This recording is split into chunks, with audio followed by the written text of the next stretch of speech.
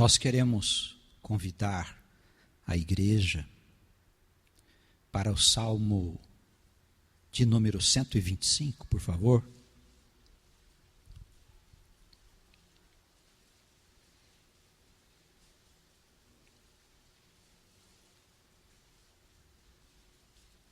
Nós estamos assistindo pelos meios de comunicação uma série de situações que vão tomando conta deste mundo sem que o homem tenha controle sobre elas.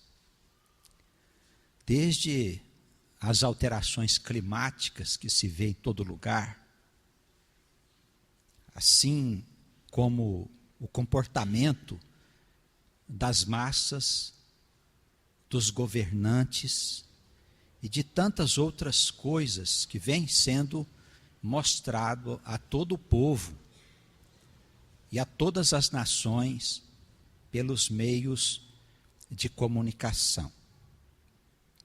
Nós que somos crentes cristãos, nós temos que buscar compreender as coisas que estão se passando à luz das sagradas escrituras, para que daqui a algum tempo, quando as coisas se tornarem piores do que estão, o nosso coração, a nossa fé, as nossas convicções, elas não sejam abaladas, porque nós vamos ter que estar com os pés sobre uma rocha.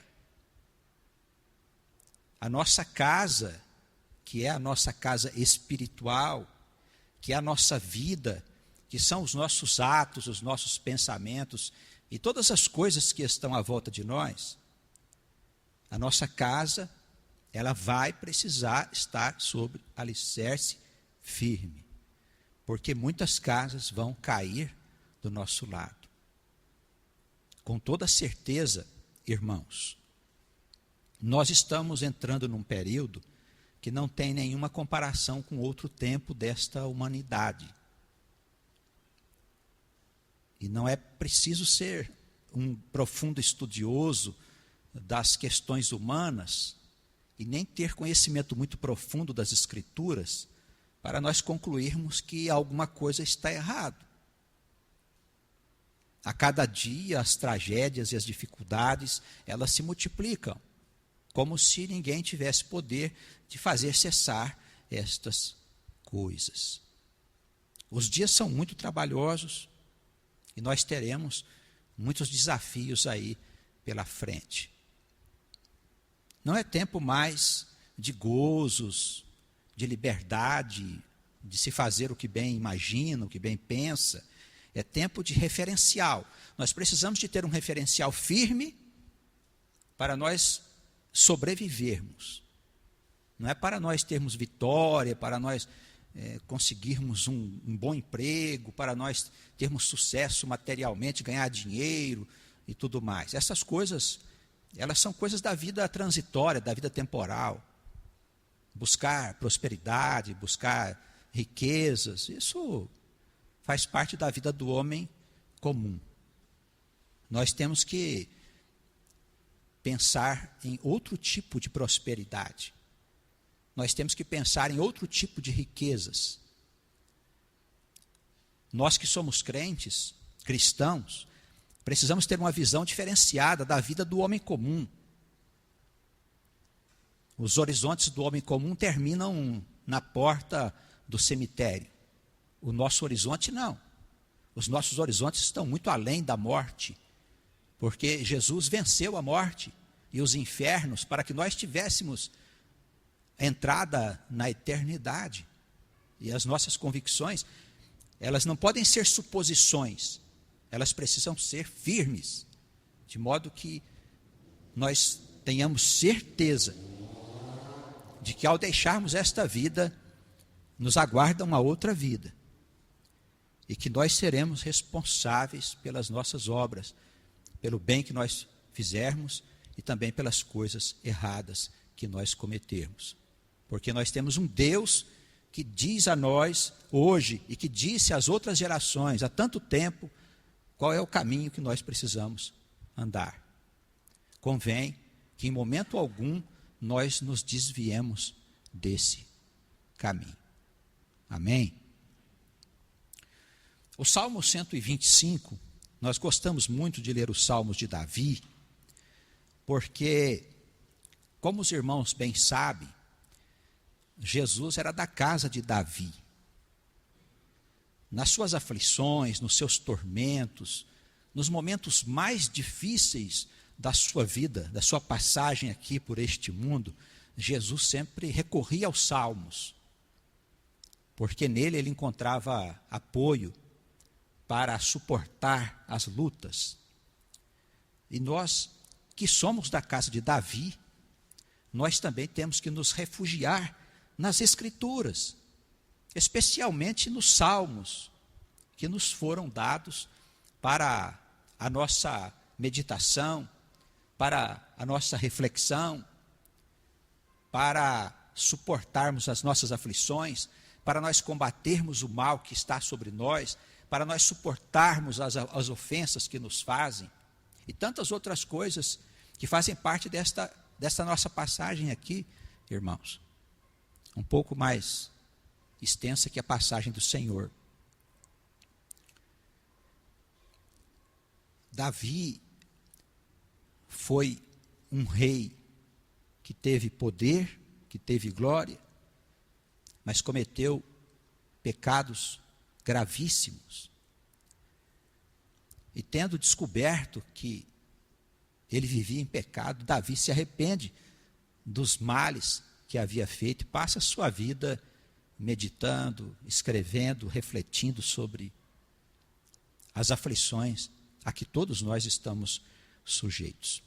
Este Salmo 125 é um salmo pequeno, conhecido também como Cântico dos Degraus, nos tempos em que o povo subia a Jerusalém, eles iam cantando alguns salmos. Nós temos um conjunto de pequenos salmos, que são versos, que eles costumavam cantar. Este Salmo 125 é um desses cânticos dos degraus. Algumas pessoas pensam que existe uma diferença entre as coisas ditas naquele tempo e aquelas coisas que nós dizemos nos nossos dias. Quem pensa assim tem apenas uma visão humana das coisas de Deus. Porque todos os ensinamentos têm a ver com a nossa alma. E a nossa alma não foi criada ontem, irmãos. O nosso nome está escrito no livro da vida desde quando começou o mundo. Nós fazemos parte de toda essa história. Tudo aquilo que foi dito aos antigos serve de base para a sustentação da nossa casa, neste alicerce que eu disse que nós precisamos assentá-la. Este salmo, ele é um salmo profético, porque ele traz para nós aqui uma instrução a respeito de como sobreviver a esse tempo. Ele diz assim: os que confiam no Senhor serão como o monte de Sião. Sião é um monte que está diante de Jerusalém. Naquele tempo antigo, que não se sabia que a terra era redonda, eles pensavam que lá habitavam os deuses. E sempre o monte de Sião foi tido como um lugar especial. Um lugar que não se abalava, onde Deus habitava, e dali ele regia a vida do seu povo. Os que confiam no Senhor não serão abalados. Irmãos, a palavra não está falando aqui de nenhuma obrigação, os irmãos percebem? Não é para você fazer nenhum tipo de oferta para a igreja. Tá certo? Olha, não está pedindo para você sacrificar nenhum animal, nenhum pombinho, nenhum bezerro. Não está pedindo para você fazer uma viagem a um santuário em algum lugar. Não está pedindo nada disso. Ele não está falando aqui sobre as suas condições morais, sobre as minhas condições morais, sobre as coisas que nós fizemos. Ele não está dizendo aqui para você fazer uma confissão dos seus pecados para ele. Os irmãos estão percebendo? O Espírito não está falando nada disso. Ele está dizendo que aqueles que confiam no Senhor não serão abalados. O estado do mundo atual é terrível. O pecado está em toda parte. A transgressão está batendo a nossa porta. Se nós formos pensar na justiça, nós estamos perdidos, irmãos. Se a coisa for na lei, nós estamos perdidos. Porque qual de nós poderá dizer que não tem pecado? Qual de nós poderá dizer que não peca em pensamento, em ações, em desejos? Porque nós precisamos saber como sobreviver. Ele nos diz simplesmente: os que confiam no Senhor não serão abalados, serão como o monte de Sião, que permanece para sempre. Ah, mas eu vou morrer, pastor. Olha, se você for morrer, não sei. Todos nós vamos morrer. Mas o Senhor disse que aquele que crê nele não morre. Quem é o teu Senhor? Meu Senhor é Jesus. Já se perguntou quem é o seu? Ele disse para mim que se eu crer nele eu não morro. Eu passo dessa para a outra vida. Para as pastagens verdejantes. Para as águas tranquilas. Ainda que eu tenha que atravessar o vale das sombras. Eu creio nele. E ele me protegerá e cuidará de mim. Irmãos, em nenhum momento o Senhor tratou dessa questão relacionada com a justiça. Que ele não lembre das nossas iniquidades. Amém? Que ele não lembre. Não sei quanto a vocês, se for lembrar das minhas, eu terei dificuldade. Talvez eu não saia do vale das sombras. Mas Jesus é misericordioso. Jesus é bom. Jesus é o amor de Deus. É o perdão divino. É a misericórdia viva. É o sangue derramado na cruz para a remissão dos nossos pecados. Não só dos pecados que cometemos, mas de todos os pecados que você pode imaginar. É presente de Deus para nós, irmãos. Gratuito, porque não custa nada. Imagina se tivesse um preço, perdão. Quanto nós pagaríamos por um adultério? Que pode nos lançar nos infernos. Quanto nós pagaríamos por uma mentira? Por uma inveja? Por uma desonra aos pais? Uma desonra a Deus, à igreja? Para não sermos lançados nos infernos? Irmãos, ainda bem que não se falou disso. Não se fala disso no evangelho da salvação e da graça de Deus. Isso é evangelho, irmãos. É vida, é perdão, é festa, é libertação. É bezerro que sai do curral correndo pelos campos. Isso marca a igreja de Jesus. A igreja de Jesus não cobra de você. A igreja de Jesus quer te dar de graça aquilo que é mais precioso para você, a sua salvação e a remissão dos seus pecados. Por isso Jesus morreu na cruz para a nossa salvação, irmãos.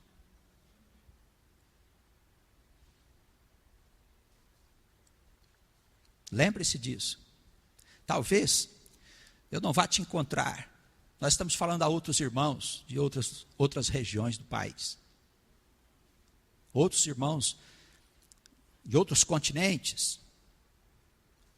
Talvez a gente não vai se encontrar. Talvez amanhã você vai viajar, vai para um outro lugar, mude, desapareça. Eu não te veja mais. Mas te refugie na Escritura. Nas dificuldades, aflições, nos piores tormentos que podem vir sobre a tua vida. Lembre-se dessa palavra. Os que confiam no Senhor permanecerão para sempre. Não tem morte, não tem nada que possa impedir a sua permanência em Deus. Nada, irmãos. Confiemos no Senhor.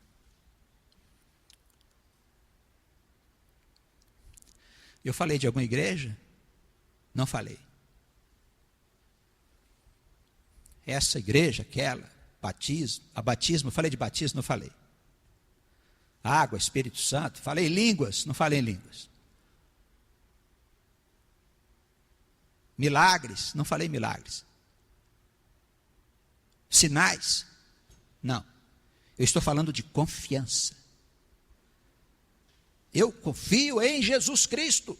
Pronto.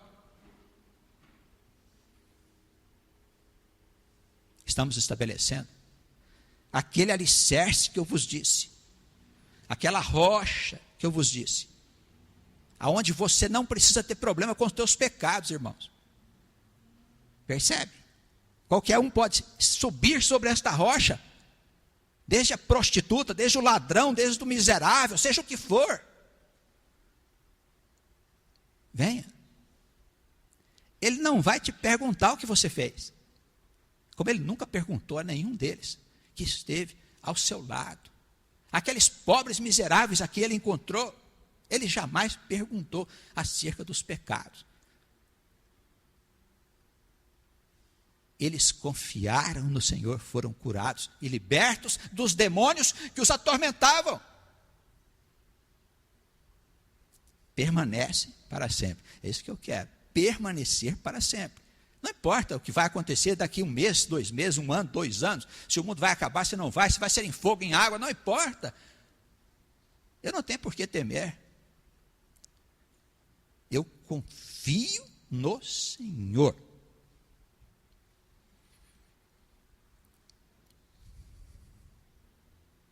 Do mesmo modo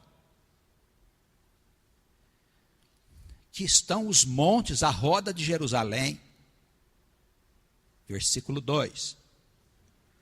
Assim o Senhor está em volta do seu povo, desde agora e para sempre.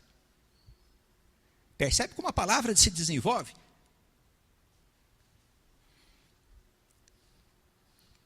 Davi era um pastor de ovelhas, homem criado no campo,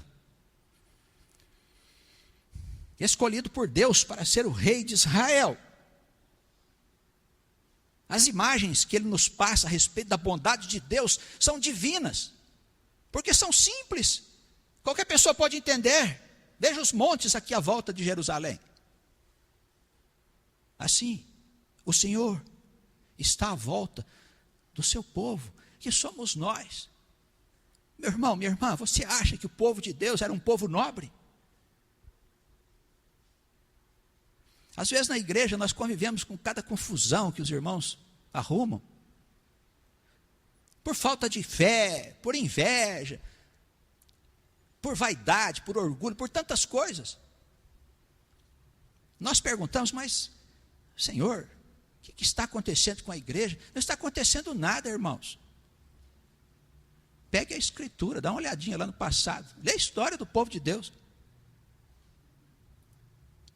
Mas, desde aquele tempo, o Senhor está cuidando do seu povo, à volta do seu povo, cercando o seu povo. Você quer ter a sua casa cercada de proteção, uma proteção muito especial? Você sabe de que proteção estou falando? Olha, o vento, a tempestade, a fúria do mar, as ondas. Senhor, nós vamos afundar.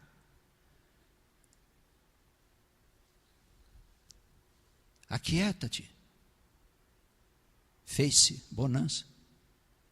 Olhou para o mar e disse: acalme-se.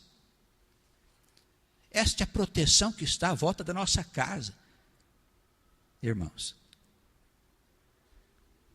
os endemoniados corriam pelos montes, moravam nos cemitérios, não podiam viver com as pessoas. Eles os prendiam com correntes, as correntes eram estraçalhadas pela força dos demônios. Quando ele chegava, eles vinham, se ajoelhavam diante dele. Que vieste fazer nos incomodar?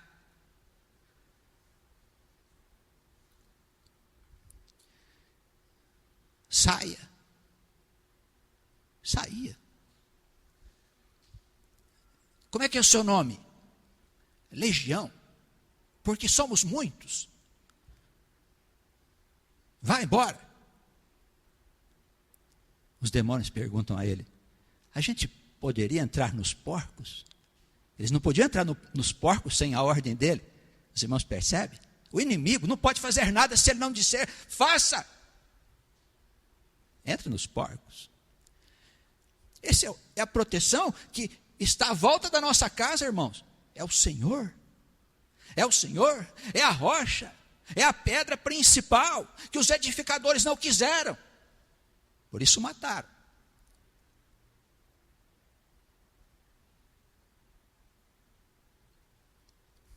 Mas um povo estranho ouviu. E nós somos os gentios. Ele estará à volta da nossa casa, do mesmo modo como os montes estavam em torno de Jerusalém. E não é só um dia, não é só um mês, não é só um ano, 10 anos, não é preciso renovar os votos, não é preciso renovar as promessas, o batismo, absolutamente.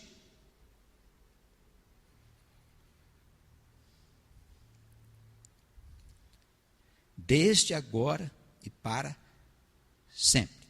Eu confio. Você confia? Quem confia, levanta a mão, vamos ver. Opa, muito bem, gostamos de ver. Amém.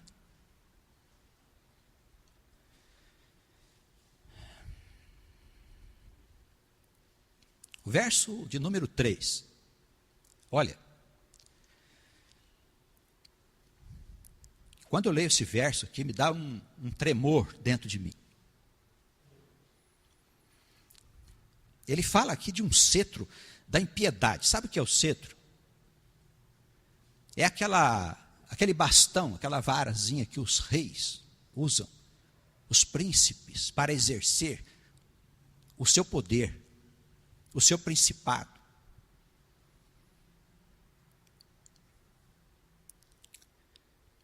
Quem tem o cetro na mão faz o que quer.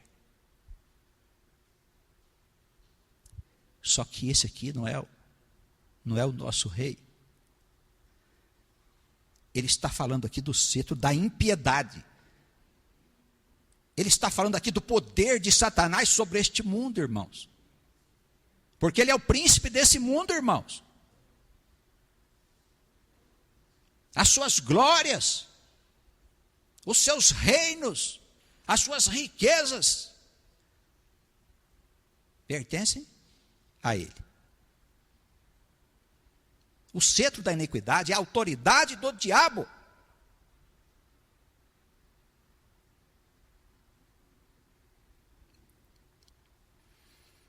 Cada dia que passa, ele se mostra mais e mais presente na vida dos homens.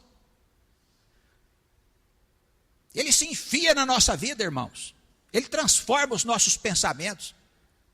Ele nos faz gostar de coisas que nós não gostávamos. Desejar coisas que nós nunca pensamos desejar.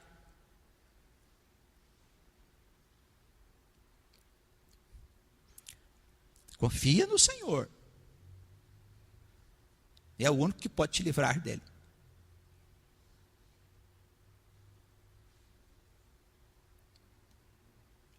O cetro do diabo, da impiedade, não permanecerá sobre o caminho, sobre a sorte, sobre o destino daqueles que são justos. De maneira que o justo não estenda a sua mão para o pecado.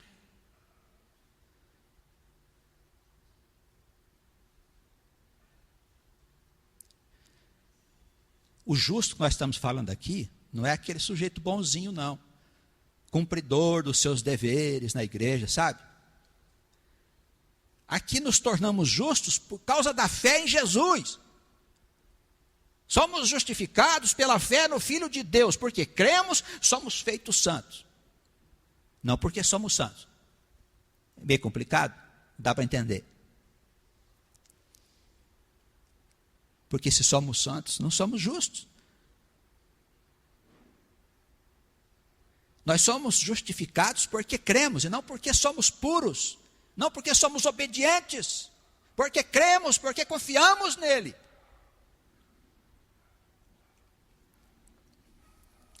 Sabe qual é o problema, irmãos? Da justificação pela fé, sabe qual é o problema? Você não pode fazer nada para ser justificado. Deus despreza todas as tuas ofertas e teus sacrifícios. Sabe, as suas virtudes não são nada, são vaidades. Nós não tornamos justo porque somos virtuosos, mas porque cremos que Jesus Cristo é o Senhor, que Ele veio ao mundo para a nossa salvação. Eu creio e acabou. Eu confio, acabou. E permanecerei crendo e confiando e seguirei com Ele até o último dia. Eu quero ver se o diabo tem poder sobre mim, porque creio. Ele já está impedido. Ele vai te cercar. Ele vai te tentar. Mas nós temos o cetro da piedade, do amor, do nosso lado.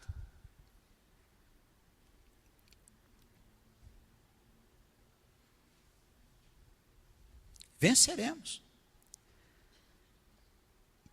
Como é que eu vou evitar o pecado? Ele está dizendo aqui, crê em mim. Crê em mim, porque o cetro da impiedade não vai ter poder sobre você. Crê em Jesus Cristo e você vai ter força para vencer o pecado. Sem Jesus, você já está derrotado. Percebe? Porque a vitória é dele, não é nossa. Os nossos pecados foram comprados por ele. A promissória das nossas dívidas, que são os nossos pecados, ela está fixada na cruz de Jesus. Está bem? Colocada lá com os pregos da verdade.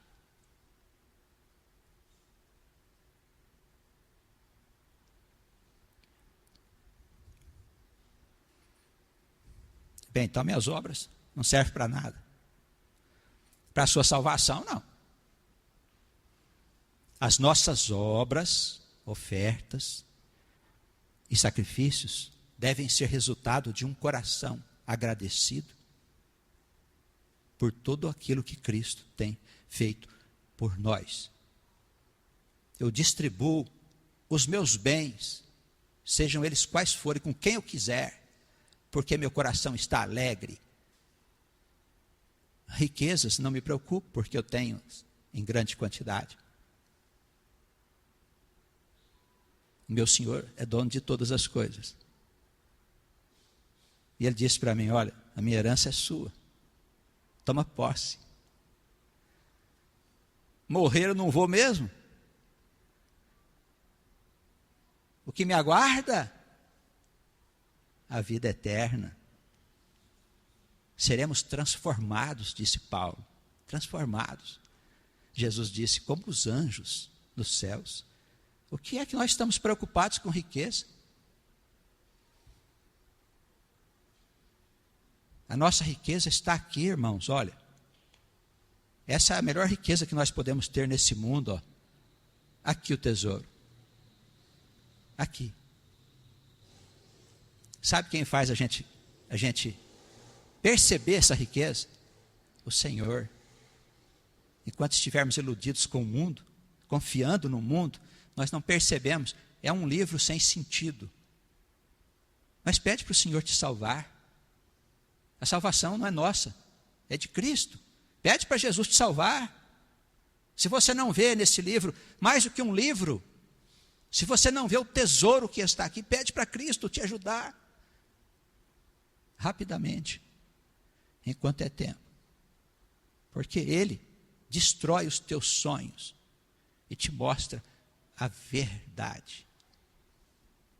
Só o Espírito Santo de Deus pode fazer essa obra em nós, irmãos. Por Jesus Cristo, nosso Senhor Salvador.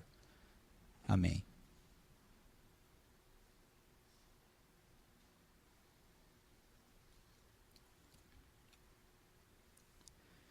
Teve um homem que procurou Jesus porque o seu filho ficava possuído de um espírito maligno e caía para o chão, de uma crise possessiva. E ele disse ao Senhor que se o Senhor pudesse fazer alguma coisa, que pudesse curar o seu filho. E ele disse assim: aquele que crê, a ele tudo é possível. E o homem disse consigo mesmo: mas eu não creio, como é que eu vou fazer? Minha fé deve ser fraca. Eu preciso curar meu filho amado. Nós amamos muito os nossos filhos. E ele, desesperado, disse ao Senhor: Senhor, ajuda-me com a minha incredulidade. E o Senhor curou. Então, irmãos, nós temos que pedir ao Senhor que nos ajude com a nossa falta de fé. Pedir ao Senhor: Senhor, ajude-me. Eu não vejo na Escritura mais que um livro. Mostre-me o tesouro. Se o teu pedido for sincero, como aquele homem, você será curado. Eu estou falando aqui, irmãos, não estou falando de doenças do corpo, não. Isso aí é a medicina que cura. Eu estou falando aqui de um outro problema, a doença da alma. Nós estamos enfermos por causa do pecado. E o pecado, ele traz para nós só sofrimento, angústias, infortúnios. Tudo dá errado por causa do pecado. Nós precisamos ser curados deste mal. Nós nascemos com este mal. Essa é a marca de Adão. Nascemos com este mal. Nós nascemos inclinados por pecado. Pecar é com a gente mesmo. É com a gente mesmo. O cetro da impiedade já está sobre o nosso pescoço quando nós nascemos, irmãos. Nós nascemos, ele já quer nos destruir. Desde pequeno. Ele fica esperando a gente crescer. Para tomar posse da nossa vida. Mas Jesus foi enviado a este mundo para salvar o mundo. Não para condenar, para salvar o mundo. Deixe que Jesus faça a obra da sua salvação. Se você quiser de verdade e pedir a Ele de verdade, Ele vai te salvar. Como? Não me pergunte, porque eu não sei. Ele sabe. Não te conheço. Te vejo por fora. Mas dentro do seu coração eu não sei o que tem. Ele sabe. Esses dias eu conversava com uma irmã da nossa igreja. Estávamos falando sobre isso. O que é a vida aparente e o que é a vida verdadeira. Por fora nós somos uma coisa, mas dentro de nós somos uma coisa terrível. Ainda bem que nós podemos nos esconder da vida que está fora de nós, senão nós estaríamos em maus lençóis, com certeza. Será que existe um homem, um pastor, um reverendo, um padre, um papa? Será que existe alguém capaz de lidar com os nossos reais problemas da alma, com o nosso mundo interno? Com a nossa vileza, com os nossos maus pensamentos, com os nossos desejos insanos? Será que alguém humano é capaz de lidar com isso, irmãos? Que terapeuta? Em que escola? Irmãos, só Jesus. Só Jesus é capaz de lidar com a gente, irmãos. porque Ele nos conhece do avesso, Ele sabe de nós desde quando a história começou. Ele pastoreia o seu povo desde o tempo que tudo começou nesse mundo. Ele sabe muito bem do remédio que nós precisamos, e Ele nos dá desse remédio abundantemente. Quanto custa? Não custa nada. É graça por graça. É salvação gratuita, irmãos. Graça por graça. Não custa nada. Essa é a razão porque o pessoal por aí não gosta muito de Jesus. Fala o nome dele, mas não gosta muito do que ele ensina.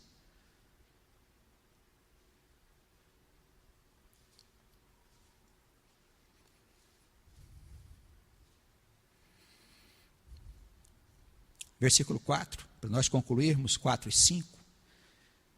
Senhor, faze bem aos bons e aos que são retos de coração. Nós precisamos ser bons de verdade e buscar a retidão de coração. Irmãos, a doutrina do Senhor se fundamenta no amor a Deus e no amor ao próximo. Ponto final.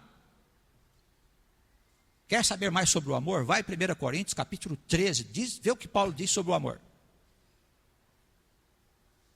O amor é despretensioso, é desprendido. Ele só ama. Ele não espera retorno. Ele ama porque é de Deus. O amor que espera retorno é o nosso amor. Entendeu? Nós temos também a chama em nós, só que é suja pelo pecado. Então, quando fazemos o bem, esperamos que alguém nos retorne o bem. Quando ninguém reconhece, então ficamos magoados. Estamos precisando do amor de Deus. Do amor segundo Paulo.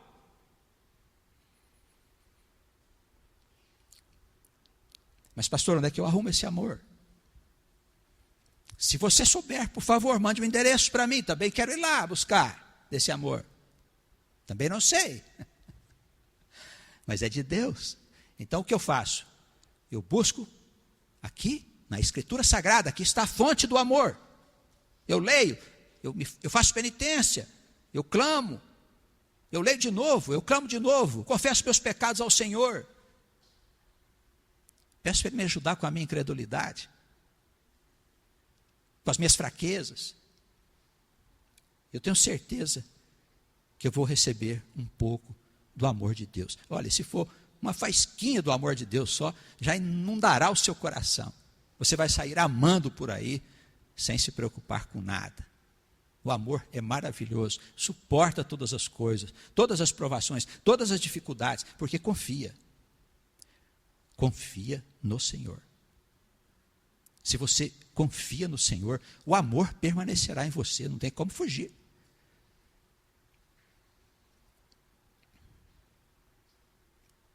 Muitas pessoas me perguntam como é que é ser batizado pelo Espírito Santo. Eu digo, olha, não sei. Eu creio que é quando o amor de Deus se derrama em nós, porque não vai mais embora. Nós mudamos. Tudo que está à nossa volta por causa do amor de Deus. Esse toque vem pelo Espírito Santo. Aí somos batizados de verdade. Mas quando virá? Não sei. Ele é que dá, como é que eu vou saber quando virá? E o que eu faço? Permanece na igreja, servindo, orando, clamando, reclamando. Pode reclamar, Deus aceita a reclamação, pode reclamar. Ele vai dando amor a você no tempo devido. É Ele que faz o bem a nós. A obra é de Deus. Irmãos, na lei, é o homem que se faz bom pelas suas obras. Na graça, o homem recebe o bem de Deus e se torna bom por causa da obra do Espírito Santo gratuita. O homem não tem que fazer nada a não ser crer e confiar de verdade. Amém?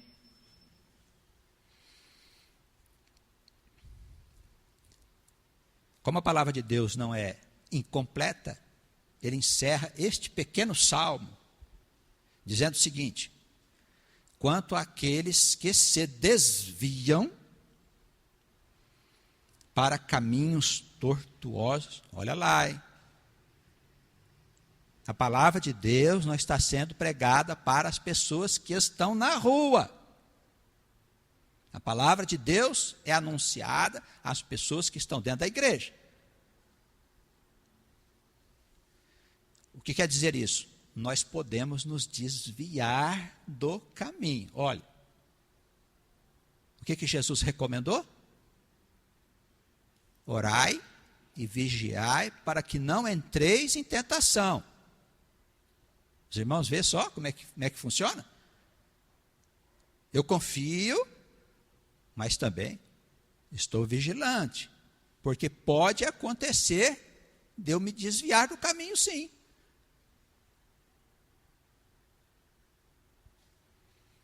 Quanto àqueles que se desviam para caminhos tortuosos, o Senhor vai levá-los com os que praticam a maldade. Não sei como é que estão os seus caminhos aí.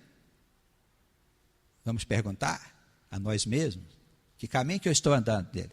É caminho torto? Se você estiver se desviando do caminho, enquanto você pode, corrige logo o rumo. Amém? Corrige o rumo. Não diz assim, não, olha, vamos esperar um pouquinho, vamos deixar daqui mais um mês, daqui 1 ano, 2 anos. Não, olha, toma cuidado, que nós não sabemos quando vem o Senhor. Virá como ladrão. E se eu não corrigir amanhã, se eu não tentar fazer alguma coisa, como vai ser? Não me surpreenda, não surpreende a nenhum de nós, que aqui entre nós pode ter irmãos que estão desviados do caminho. Eu acabei de dizer que o que a gente vê não é o que tem dentro do coração. Por que não? E eu tenho uma viva convicção que na igreja de Jesus se reúnem os pecadores. Não os justos. Não os santos. É que é um lugar de pecador. Então, olha, eu estou chamando os irmãos à reflexão sobre o que estão fazendo da sua vida. O que estão fazendo da vossa vida. Se você acha que está andando num caminho torto, é hora de consertar. Vamos em frente, juntos, crendo no Senhor, trabalhando juntos, com fé, com confiança, falando essa palavra, anunciando essa palavra, conversando, trabalhando junto pela causa do Senhor, e vamos em frente. O diabo não sai também assim, não, facinho, foi embora, bom, ele resolveu, agora que ele vai deixar o pecado. Como ele resolveu, está na casa do Cordeiro, eu vou embora, não vou mais me preocupar com ele. O Cordeiro teve vitória. Não é assim. Satanás, ele parece um carrapicho. Sabe o que é carrapicho? Os irmãos que andam nos pastos aí, quando era menino, aquela coisa que gruda na calça da gente, pinica assim, não solta de jeito nenhum. Você vai tirar, dá fura o dedo ainda. Carrapicho. O diabo é que nem carrapicho. Agarra na gente, não quer soltar, não. Quando você tomar uma decisão de deixar o seu caminho tortuoso, ele ainda vai te atormentar por certo tempo. E depois que for embora, de vez em quando, dá volta ainda para oferecer o que ele te dava. Ele é o pai do pecado. Às vezes a pessoa se prostitui e acha que é porque ela gosta. Não é que o diabo entrou na vida dela. Quem gosta da prostituição é o diabo. Entendeu, irmãos?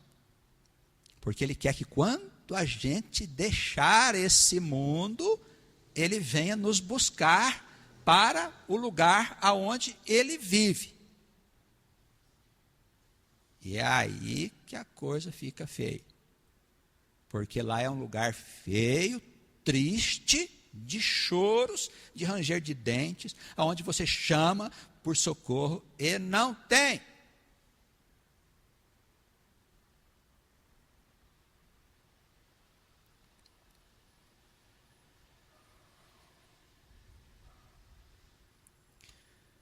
Paz haverá sobre Israel, sobre o povo de Deus em todos os tempos.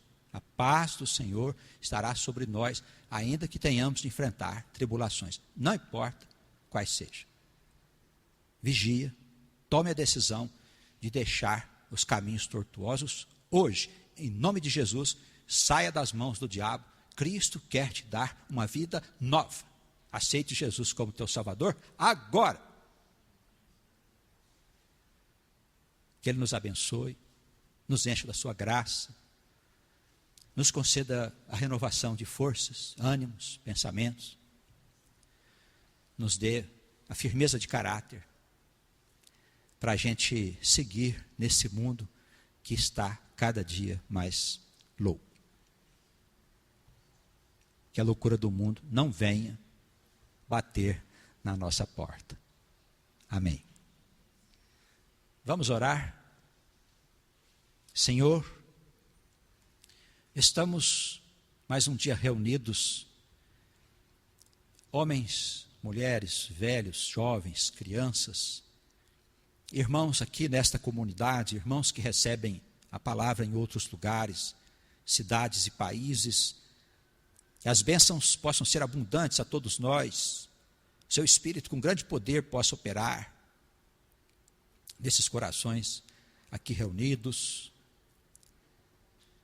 que sejam distribuídos dons a estes homens e mulheres que estão aqui com o coração sincero, desejosos de seguir nos teus caminhos, Senhor. Concede a eles que tenham sonhos, que tenham visões, que possam profetizar, que possam curar, exortar, instruir, ensinar. Senhor, faça de cada um de nós servos da tua casa. Tome posse, Senhor, do nosso coração. Afasta de nós as mãos do diabo, o cetro da impiedade. Afasta de nós, Senhor, o poder do maligno. Cura, Senhor, as enfermidades daqueles que estão doentes. Aqueles que estão sem trabalho possam encontrar o ganha-pão, Senhor. Aqueles que estão sendo tentados a ter fortunas, Senhor, não deixe que esta tentação se apodere destas almas. Concede a nós, Senhor, o nosso sustento, possamos criar os nossos filhos e dar conta das nossas obrigações com o mundo, Senhor. Mas acima de tudo, Senhor, as nossas obrigações com a tua igreja, com a anunciação do evangelho que salva. Ilumina-nos com sabedoria, que os nossos olhos possam perceber os teus ensinos nas santas escrituras. Que a tua paz, Senhor, permaneça com o teu povo, hoje e sempre. Amém. Seu amor transformou o meu ser. A bondade do Senhor nos dá força e vigor. Sua palavra é qual luz que meus passos conduz. Não temerei, pois comigo vai Jesus. Que darei ao meu Senhor por seu tão grande amor, pois me fez renascer e eu não posso entender nem explicar tal milagre do céu.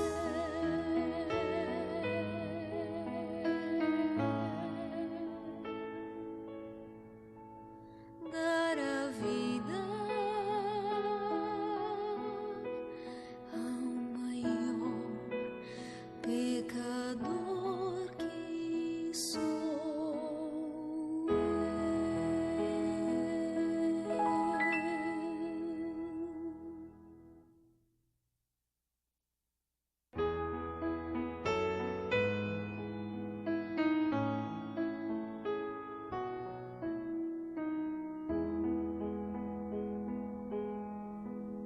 O Senhor é meu pastor, o meu guia e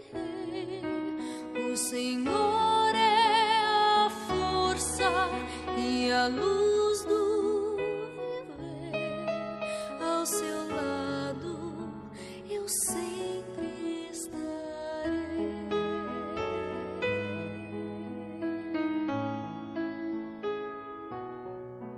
Os seus olhos vigiam, seu amor nos conduz. Minha vida darei ao Senhor. Confiarei em seus braços de amor. A bondade do Senhor nos dá força e vigor. Sua palavra é qual luz que meus passos conduz. Não temerei, pois comigo vai Jesus.